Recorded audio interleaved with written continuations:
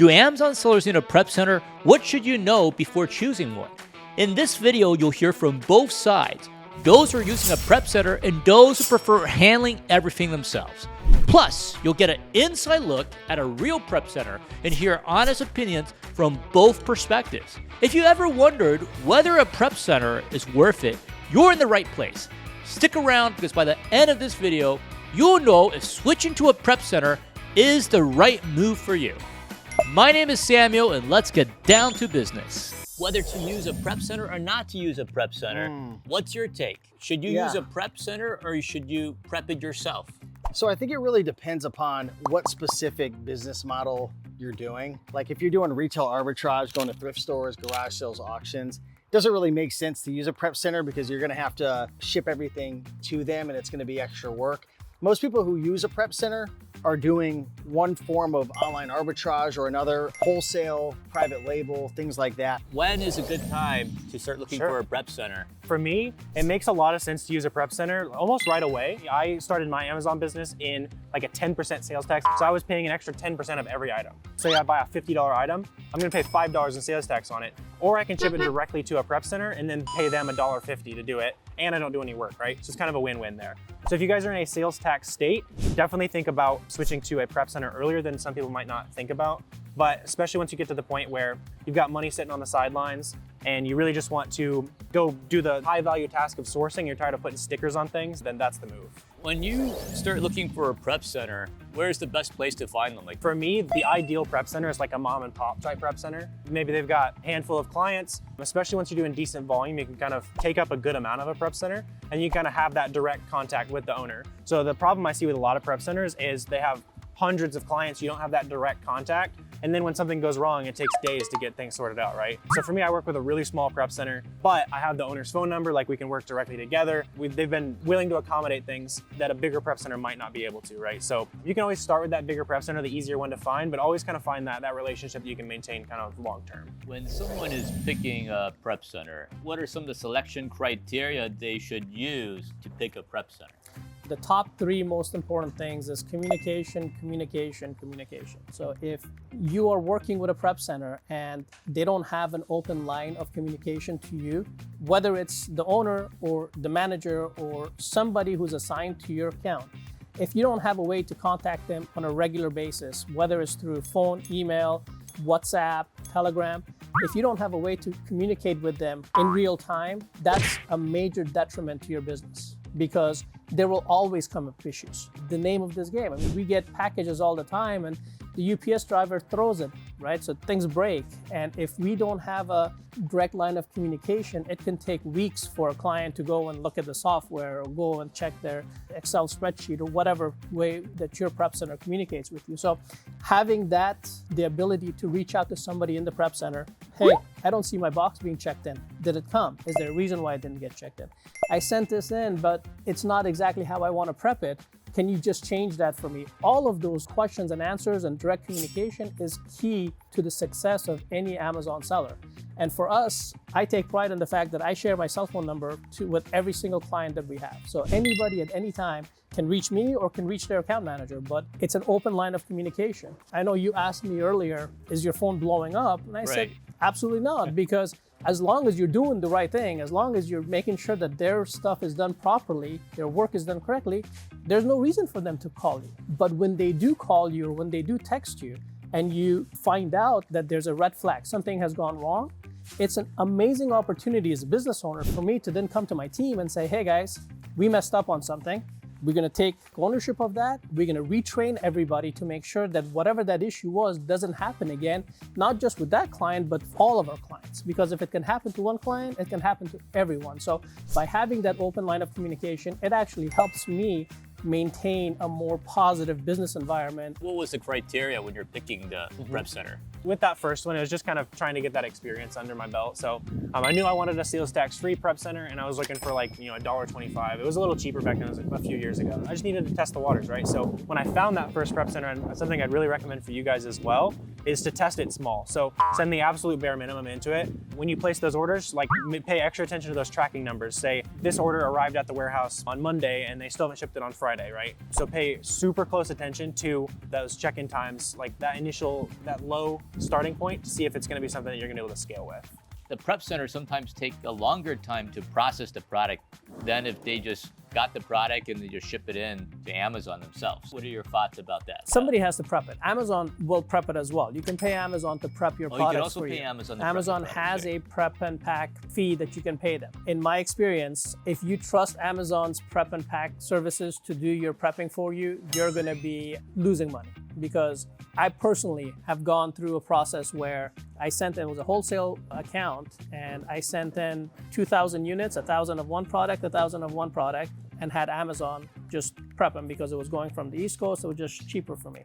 Well, Amazon's laborers, they took the label for one product and put it on the other one, and the label for that product on the other one. My return rate went through the roof. I had to close both listings. I had to remove all of those products. I had to relabel everything. Amazon they don't take accountability for it. It's on you. You have to fix it. So the experience we've had with Amazon's prep services is very negative. It's risky. And so that's why a lot of people, anybody that's been in this business for any length of time, understands that those few cents that you're saving by having Amazon do it is not worth the risk of what can happen to your account. Typically for a prep center, how much are you paying to prep the products? I can tell you our prices. We charge 99 cents per standard sized item for receiving, inspecting, creating the shipment, and placing the FNSKU label and sending it out. 30 cents additional if it needs to be polybagged, 30 cents additional if it needs to be bubble wrapped. We have a fixed fee of $1.79 for up to 5 units in any bundle or multi-pack. And then if it's oversized, it's about 50 cents more to those costs. All of our costs are on our website, you can see it. We've found that that is the norm especially for arbitrage and wholesale. We do offer discounted rates once you get to 5,000 units per month or higher. We do offer discounted rates based on that volume. But on general, you're looking at anywhere from 70, 80 cents up to maybe $1.20 to $1.40 for prepping standard size units. Depending on what kind of services that you're looking for. Yeah, so what happens is generally if you're going to a tax-free state for a prep center, their fees are going to be higher because they understand the value of especially for arbitrage sellers, they don't pay sales tax for those tax-free states. So they charge a little bit more than if you're coming to, like for us, we're in California, there is a 7.75% tax when you're sending it to us. So our fees kind of average out and are lower than most of the tax-free states. I personally don't use a prep center, and I can share with you some of the reasons why. Because when you buy from eBay, you just don't have as much consistency as if you bought from maybe Walmart or Target or Lego.com or Barnes & Noble. For that reason, and I have a bunch of reasons we should get into, but the products are just not as consistent as traditional online arbitrage. So when the item comes in, it could look in different shape or form. You might need to repackage it in order for you to send it into Amazon. Yeah, it could be damaged, it could be counterfeit, it could be the wrong item. We're buying a lot of one-off items. I mean, when we go deep, we're buying like 3 or 4 of an item. So there's just a lot more variables. It's not as consistent. That's the number one reason I don't use a prep center. Another reason as well, lead time. For example, when I get everything to my house, I prep it and ship it, like I'm in control of the process. If Samuel had a prep center and I bought some items from eBay and had it shipped directly to you, I have to trust that you're gonna receive it. I have to trust that you're going to take care of it in a timely manner. I have to trust that you're gonna obviously list my items correctly, that you're gonna ship it out on time, that you're not gonna leave my stuff out on the front steps for a week and get rained on. And funny story, I won't mention any names, but I had a couple friends who used a specific prep center. This prep center literally just abandoned them. And one person was so fed up, they drove to the prep center and found hundreds and thousands of packages laid out in front. And the lady just avoided everybody. Months went by. They had thousands of dollars in cash flow being held up. And that'll crush your business. So I think it's the lack of control is definitely a downside as well. I don't do FBM. There's huge opportunities there, but I travel a lot. So when you do FBM, you got to be at your place to be able to ship out every single day. And if you don't ship on time or cancel orders, if your defect rate goes too high, you know what Amazon's going to do. So I'm 100% FBA. And plus another reason why I like to prep all my items is it's actually less money. I'm actually able to get my items prepped with my own team in-house for less than $1 per item. Whereas if I wanted to have a prep center prep my items, it would be 2 to 3 to even 4 times more expensive because, well, first of all, it's eBay to Amazon. So if I was a prep center, I wouldn't even take me as a client because it's so inconsistent. Imagine you own a prep center and you have thousands of packages coming from thousands of different suppliers every single day. Like, wouldn't you rather just have one supplier like Kohl's sending you 500 items versus 500 eBay sellers? So it's way less expensive as well. What are some disadvantages of working For sure. with a prep center? You're gonna lose control of your inventory a little bit. When you're shipping directly to your house, if you see, oh, the price is going down a little bit, it's selling really fast, I might list that merchant filled, make the sale before the price goes down even further, right? You don't have that flexibility with a prep center. It's gonna be a little bit slower to get your products into Amazon usually. It makes sense. They're not gonna care as much about your products as you do. And then, yeah, you've got that slower lead time, less control of your inventory, less ability to take care of merchant fulfillment, because a lot of times they won't even do merchant fulfillment at a prep center. When should I look for a prep center? The first maybe 2 or 3 orders that you do, especially if you're an OA seller, should come to your house. You should learn how to do it. You should touch it and understand the process. But in order for you to be a successful Amazon seller, you have to be able to outsource as much of the work as you possibly can. Because there's only so many hours in the day for you, there's only so much time you have. And if this is sort of a side business for you, you definitely don't have the time to sit down and create the shipment, prep the product, bubble wrap it, polybag it, put it in boxes, put the shipment into Inventory Lab or Seller Central, package it, and take it to UPS. It's gonna take away the time that you need to work on your business as opposed to working in your business. So the sooner you find it, the faster you're gonna be able to grow. But there are some minimums, right? For most prep centers that it makes sense as a business, like I need to have a certain amount for me to make economic sense. And what is that usual number that we're looking at? It's 100 units per week. And we have that as sort of a litmus test for us because that doesn't mean that we don't have clients and we don't accept clients that are brand new. I mean, I got the story I shared with you with my other client. I love helping new Amazon sellers grow. How much do prep centers typically charge you? If you're doing arbitrage and you're 5 units of this and 10 units of that, you're probably gonna end up paying $1.25, $1.50, something like that. On the flip side, if you're doing wholesale, right, or you're buying a ton of one product, even arbitrage, if you're shipping those direct, you can say, hey, we bought 3,000 units of this. Can we get any kind of bulk discount on that? So really just like the easier it is for the prep center, the more like negotiable those prices are. But anywhere from like $1 to $1.50 is pretty standard. What can they do to help the prep center so it's easier, so it's win-win for everybody? For us, we have a prep center software. We create our clients' accounts on our software. We do an onboarding call with them and sort of train them on how to use it. The number one most important thing is to actually do the work that's required to create an inbound shipment to us. What we find a lot of times with newer sellers is that they miss steps, or they don't watch the video that we've recorded for them, or that they don't put in the tracking number. And so the shipment doesn't go from an open shipment to a shipped shipment that we are expecting. And when we receive it, we can scan it in and it's already checked in. So the most important thing from my perspective is just making sure that whatever prep center you work with, you follow their procedure to help them check in your products quickly and properly. Some of the sellers, they're afraid when they ship their products in, they're afraid that some of the products might get lost when they ship it in. How does a prep center deal with lost products or stolen products even in some cases? It's not just lost, there's damage, there's just the delivery companies send it to the wrong address, they delivered it to the wrong way. We get boxes for warehouses all around us as well. We get boxes for them as well. So our system, the reason why I was saying the most important thing for a customer is to make sure that they input the correct information on our system, is because when we receive the box that we were supposed to receive, we check it in and they will know what was in that box and what was checked in. If something is missing, we mark it on the software. The client will be able to see what the issues were with that shipment, and then they can follow up either with me to get additional clarification or go back to the source and find out why the full units didn't come. It happens a lot where the shipper does not send everything that they were supposed to ship. Sometimes because they just forgot or it was a mistake, sometimes because they ran out of inventory. And maybe they didn't even charge the client, but the client never saw that email or never understood it. So our system is set up so that we catch all of those, we convey that to the client, and then they can do what they need to do to go and get a refund or a replacement from the source. What are some things I need to tell if I buy it online basically, let's say you're buying something from Walmart, right? When you make that purchase, the shipping address is gonna need the prep center address, obviously. The other thing that some people don't think about is making sure that the billing address is your business address so that invoice is gonna work. That's a big concern people have about prep centers is, oh, it's not my address, it's not my information, are they gonna accept it? Make sure it's in the billing address, right? So once you go in and you place that order, you got it all formatted correctly, you're gonna usually punch it into a Google Sheet. That's what a lot of prep centers will use. So it's gonna say, hey, we bought this ACE and we bought 10 units of it, here's what we paid, here's what we bought it from. And they're gonna go punch all that in kind of into your listing software, take care of all that good stuff for you. But just make sure that line of communication is clear. So, hey, here's where we're logging all our purchases. They're gonna say, hey, we only got 9 of this. You said you bought 10, kind of track it down from there. But that's kind of the basic process. So we're gonna look at some of the processes when a product comes into the prep center.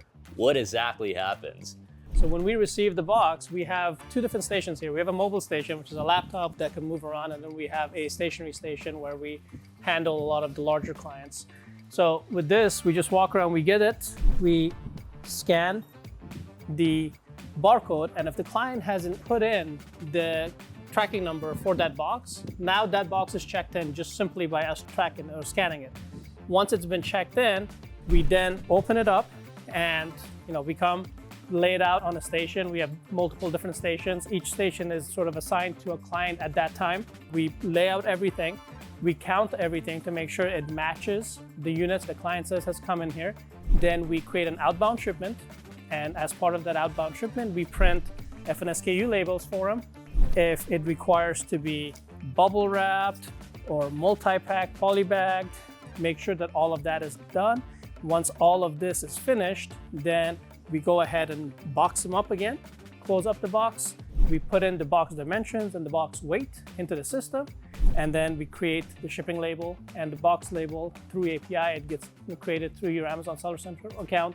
We print it from our software, stick it on there. We leave the boxes on a pallet out there. Every day UPS comes and picks up that box, and that's the process. I mean, we're talking about the smaller clients, right? So if you have like less than 100 units that you're shipping to us, it can take 30 minutes to finish it. So that's why it happens pretty fast. If you're sending us, 5,000 units, it's gonna take some time. It also matters if we're just labeling or if there's bubble wrap, right? We have a client who predominantly just sells bottles, like it's, jam and jelly and syrups and whatnot, always bottles. So that takes longer because we have to bubble wrap every single product like this. Bubble wrapping something like this takes a long time, a lot longer than just sticking a label on something. So it matters on what the prep is. As an Amazon seller, you also want to take that into account, because if you are guesstimating $1 for prep on any product, but your product is actually double bubble, like it requires you to really bubble it, otherwise it's expensive and it will break easily, you want to make sure that your estimate is correct. You want to make sure you put $1.30 or $1.60 for prep, and make sure your margins meet that number. For prepping the products, what are some tips that Amazon sellers they should know, like when they are prepping products? So the best tip I can give you is go watch the videos on Seller University. Seller University has amazing videos teaching you exactly how Amazon wants the products to be prepped.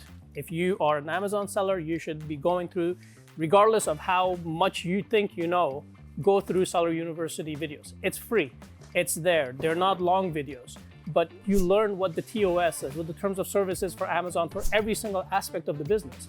For prep especially, if you're doing it, it's important that when you're polybagging, that you don't leave space on there. You have to fold it and actually tape it down. You can't put something in a bag and just tie it and ship it in like this, because this is against Amazon's terms of service. This has to be wrapped up and taped in. So if you don't know that and you ship it in like this, you're gonna get an account health notification from Amazon. So it's important to watch those Seller University videos to understand what the best practices are for prepping. So when you're doing a prep, like when you're prepping it yourself, what are some of the important things? In some cases, maybe people will do retail arbitrage. Some people, they might purchase things from eBay. So they get the products in here, and then what's the next step? So the first thing we do is we open up all the boxes. We don't even scan it into the system yet. We literally open the boxes to make sure we're not getting scammed by an eBay seller. I would say maybe 3% of the items we purchase, they're not described accurately, they send the wrong item. The other day I was telling you behind the scenes, I had a $300 Lego set that I purchased. Guess what they shipped it in? freaking poly A bag. poly bag with all the pieces, no box, nothing. No box. And what do you think happened? It got smashed to pieces by the post office. So, you know, I had to open up a case, start a return. The seller was giving me a hard time thinking I'm scamming him. I'm like, listen, you shipped a $300 Lego set in a poly bag. These are the types of things that are gonna happen. So the first thing we do is we open up all the boxes and we inspect it to make sure it's the correct item, it's in good condition, and we actually leave it in the box. The reason is because step 2 is I've developed a software, it's called E2A Master Sheet. It's not available, it's just my own software that I use. I might release it in the future because my eBay to Amazon students are wanting it. But we scan the barcode of the USPS label or the UPS or the FedEx, and we scan it into our system using the E2A Master Sheet. And I was showing you behind the scenes, it automatically finds the item based on the tracking, copies the list price, the ASIN and everything, so then we can easily just list it into the system. Yeah, so we'll prep it. So we'll either like put it in a poly bag or put it in a box, or a lot of items, because I sell a lot of like books and DVDs and CDs, a lot of those items don't actually need to be prepped. So if anything is like exposed, if like the product is, maybe there's like a toy or something and there's like an opening in it and like it's exposed, you have to cover it up. You have to make sure that, put it in a box and then. Yeah, and we'll link up an article from Amazon in terms of like what items need to be prepped and not, because they have certain rules with different products. But I over prep a lot of my items because, like, for example, I sell a lot of those like Funko Pops or Amiibo toys, really fragile boxes. Right. And same with Lego, like I'll poly bag them or sometimes I'll put them in a box and put a do not separate sticker on it because I want to protect it. And if your items get bashed up during shipment to Amazon, it'll go stranded because of it being damaged and whatnot. So I really like to over prep my items. And if you poly bag any item, you always want to make sure the poly bag has a suffocation warning on it, or else you get in trouble. Or you can just get a little sticker and put it on. I could show you guys as well, but that's it. Open boxes, inspect it, prep it if necessary. Probably 50% of the stuff we prep with a poly bag or a box. Then we list it into the E2A Master Sheet that copies all the data. We list it in GoToLister. We use GoToLister. It would work fine with Inventory Lab or really any listing software. Then we put it all in a box, we label it, ship it out, and bada bing, bada boom. It's out the door. It's out the door, and then... How long does this whole process usually take? Maybe like 30 to 60 seconds to prep an item. So like just quickly inspect it, put a poly bag, tape it off, put a sticker on it, or put it in a box. I've got it all outsourced, so I'm not actually doing it at this moment. And then to list an item, probably takes maybe 30 to 60 seconds as well. So 3 or 4 hours, typically get a couple hundred items out the door. Right now I'm buying around 200 items per week because I'm starting to raise my ASP, my average selling price. So I used to go after like cheaper items that were like 20, 30 bucks, but now we're going after 50, 60, $70 items and sell them for 120, 130, 140, as you saw behind the scenes. Yeah, I saw behind the scenes. Yeah. Like you were getting stuff for 70 bucks, selling it for 120, 130.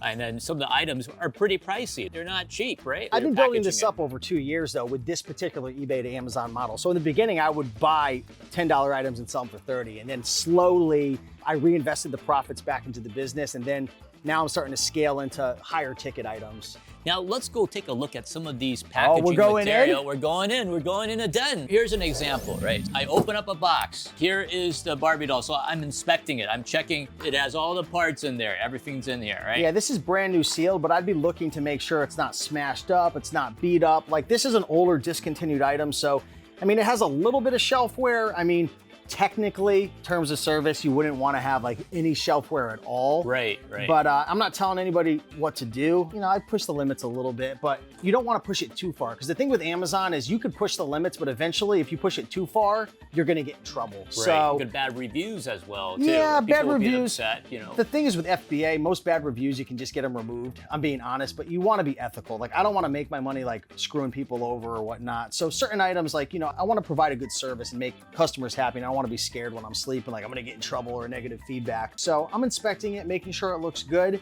And for an item like this, I'm sure a lot of sellers would just ship it like it is right now. A lot of times with things like this, since it's a little fragile, I'd probably just put it in a poly bag. Now, is the poly bag really doing anything? I would just poly bag it like that and boom, just like that. Probably wouldn't be a bad idea to put this in a box as well, because some of these items are really expensive, but a lot of times I don't. I'm experimenting though, and that's a good thing to do in your business. Experiment with different prep styles.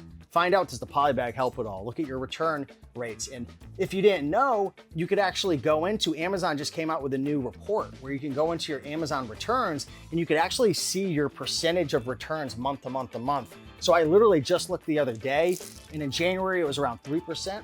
And then it went up to 4 and then down to 2.5. So my average return rate's only about 3.5%, which is pretty freaking good. So out of every 100 items I sell, only about 3 to 4 of them get returned.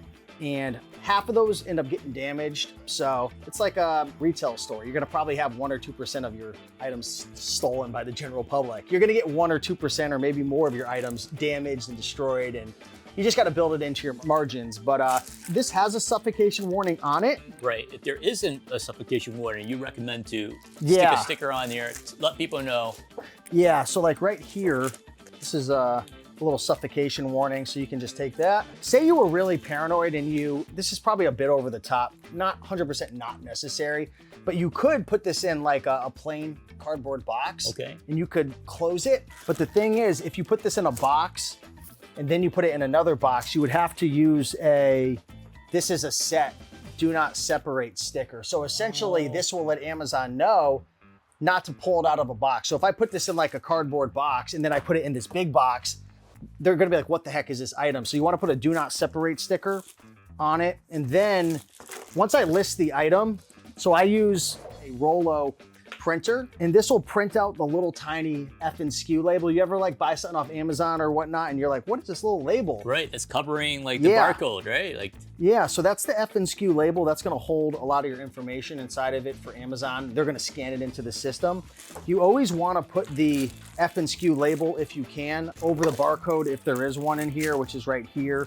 You can put a blank barcode sticker to cover it up, but you're gonna have to label the item, and then you put them all in the box, and then you slap a UPS label on the outside. And I use a service called, over here in the States, it's called Pirate Ship. At the time of this recording, at least right now, when you ship through Amazon, you get Amazon's discounted rates through UPS.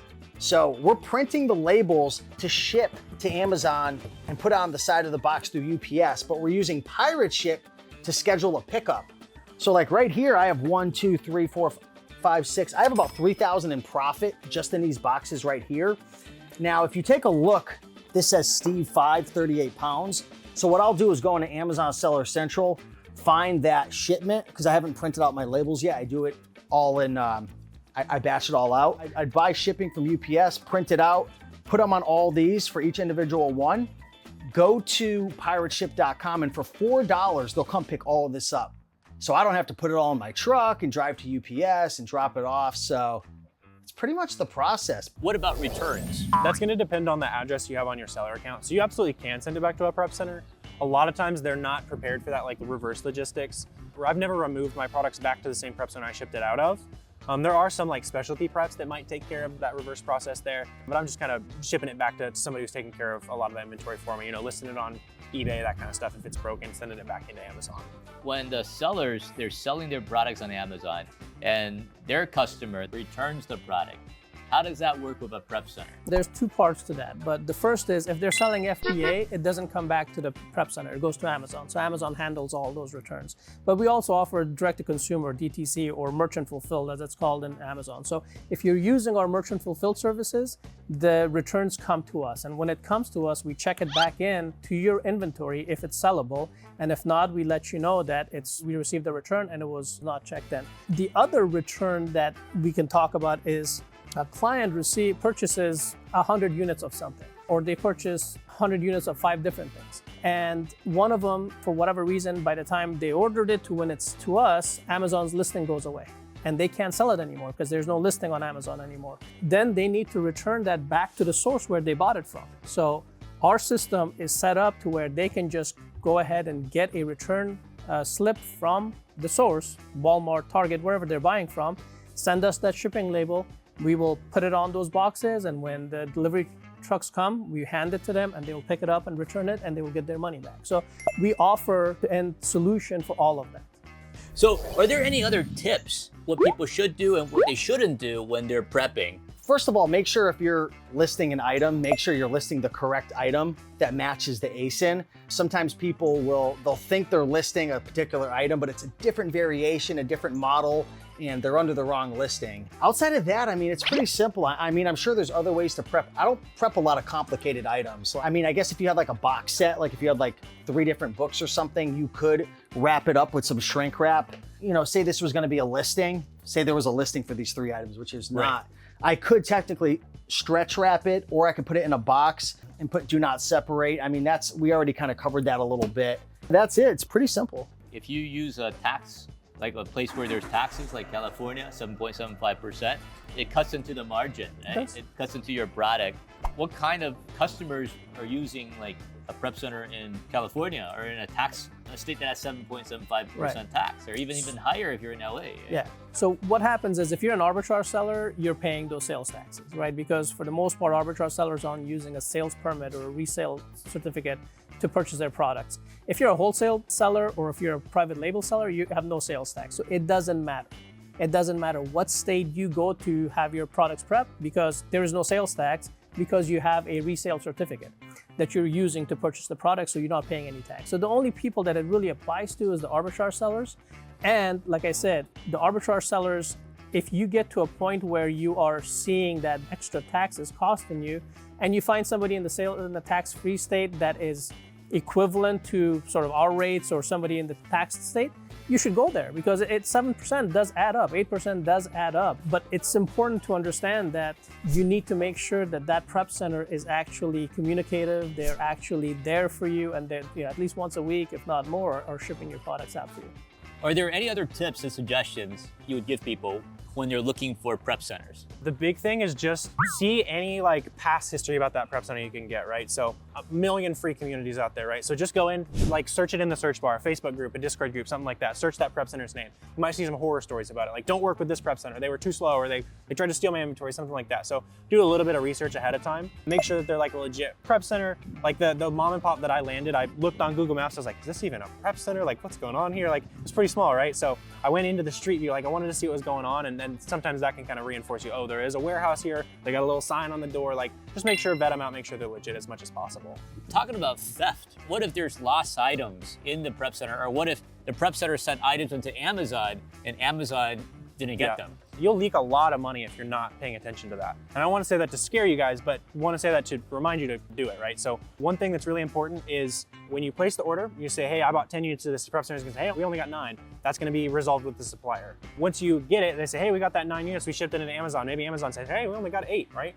And then at that point, it's gonna be, all right, here, Amazon, here's my invoices. I bought 10 of them. You said you only got 8. So it's important to do those audit processes from the supplier to the prep, and the prep to kind of the Amazon warehouse, right? Thanks for watching this video. I hope you found lots of useful information to help you decide if you should use a prep center or not. Another important part of running an Amazon business is using the best repricing tool to stay competitive and boost your sales. Make sure to try the BQool repricing with a 14-day free trial. Our AI plan starts at just $25 per month, and you don't even need a credit card to try it out. So give it a shot. Don't forget to hit that like button, subscribe, and I'll see you in our next episode. P.S. If you're looking for a prep center in the West Coast, make sure to check out the exclusive special deal we're offering for West Coast prep and 3PL.